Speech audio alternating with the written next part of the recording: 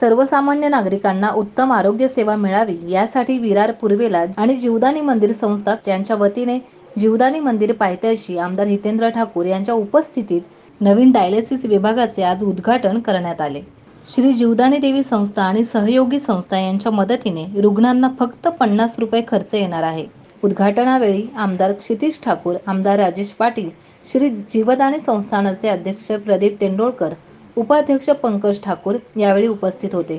यावेळी प्रथम महापौर राजीव पाटील यांनी याबाबत माहिती दिली। डॉक्टरांनी त्यांना विनंती केली त्यानंतर आपल्या गावामध्ये विरारमध्ये शहरामध्ये आपली सेवा द्यायची आणि त्यांच्या विनंतीला मान देऊन हा डॉक्टर इथे सेवा देतोय आणि ह्या डॉक्टर साहेबांमुळे विरार वसई नालासोबाने चांगली दाखवून मिळालेलं हे जीवदानी देवी मंदिर ट्रस्टने बनवलेलं हे डायलिसिस सेंटर आहे। या सेंटरमध्ये डॉक्टर सावंत त्यांची चिरंजीव संजीवनी हॉस्पिटल, युवा चॅरिटेबल ट्रस्ट, साईबाबा मंदिर ट्रस्ट असे अनेक ट्रस्ट मिळून हे सेंटर चालवलं जाणार आहे आणि इथे 10 मशीन्सचं ऑलरेडी उद्घाटन झालेलं आहे आणि 10 मशीनमुळे रोज 30 पेशंटचं इथे डायलिसिस होणार आहे। तेही अवघ्या 50 रुपयामध्ये जीवदानी मंदिर ट्रस्ट 50 रुपये घेऊन त्यांना ब्रेकफास्टही देणार आहे आणि अशा रीतीने एक चांगली सेवा चांगल्या मशीनद्वारे चांगल्या यंत्रणेद्वारे दिली जाणार आहे।